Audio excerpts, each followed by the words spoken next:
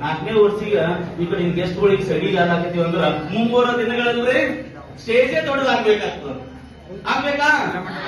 Stage ದೊಡ್ಡ ಆಗ್ತದ ಅಂತ ಹೇಳ್ತಾ ಈಗ ಕಾರಣ ಏನಪ್ಪಾ ಅಂದ್ರೆ ಇವತ್ತಿನ ಸೆಕೆಂಡ್ ಇಯರ್ ಅವರು ವಿಚಾರಗಳು. ಈಗ ಫಸ್ಟ್ ಇಯರ್ ಅವರು ನೀವು ಸೆಕೆಂಡ್ ಇಯರ್ ಅನ್ನ ಫಾಲೋ ಮಾಡ್ಬೇಕಾಗ್ತದೆ. ಹೈಯೆಸ್ಟ್ ರಿಸಲ್ಟ್ ನಾನು ಗುರುತಿದ್ದು ಮಾತಾಡ್ತಾ 89% ಹೈಯೆಸ್ಟ್ ಇದೆ. ಬಟ್ ಓವರ್ ಆಲ್ ರಿಸಲ್ಟ್ ಎಷ್ಟು ಕಾಲೇಜ್ 100% ಇದೆ ಓವರ್ ಆಲ್ ರೀ. ಸೊ ಹೈಯೆಸ್ಟ್ ಇಸ್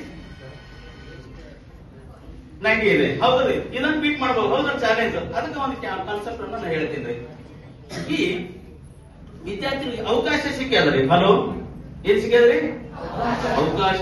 ನೀವು ಅನ್ಬೇಕು ಈ ಕಾಲೇಜ್ ನಿಮ್ಗೆ ಏನ್ ಸಿಕ್ಕ್ಯಾದ್ರಿ?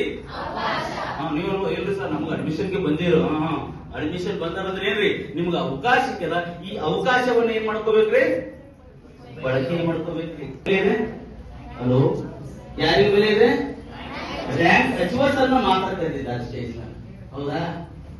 50 60%, 65, 70 ಬಂದಾರ. 85 ಅಬೋ ಯಾರಿದ್ದಾರೆ? ನೀಟ್ ರ್ಯಾಂಕ್ ಯಾರು ಮಾಡಿದ್ದಾರೆ ನೋಡಿದೆ, ಅವ್ರು ನೋಡಿದೆ, ಎಷ್ಟು ಖುಷಿ ಆಗ್ತಿತ್ತು ಅವನಲ್ಲಿ. ಹೌದಾ? ನೀವು ಖುಷಿ ಪಡ್ರ? 100 ಎಲ್ಲ ತೊಗೊಂಡಿತ್ತು ಹುಡುಗ ವಿದ್ಯಾರ್ಥಿ ತೊಗೊಂಡ್ರೆ ಸನ್ಮಾನ ಯಾರಿಗ್ರಿ? ರೋಹಿತ್ ಸರ್ ಸಿಕ್ತು. ಬಹಳ ಸ್ಲ್ಯಾಗ್ ನೀವು ಜೋರ ಚಪ್ಪಳೆ ನಮ್ಮ ರೋಹಿತ್ ಸರ್ ಮಾಡ್ಕೋರಿ. ಒಬ್ಬ ವಿದ್ಯಾರ್ಥಿ ಸ್ಕೋರು, ಒಬ್ಬ ವಿದ್ಯಾರ್ಥಿ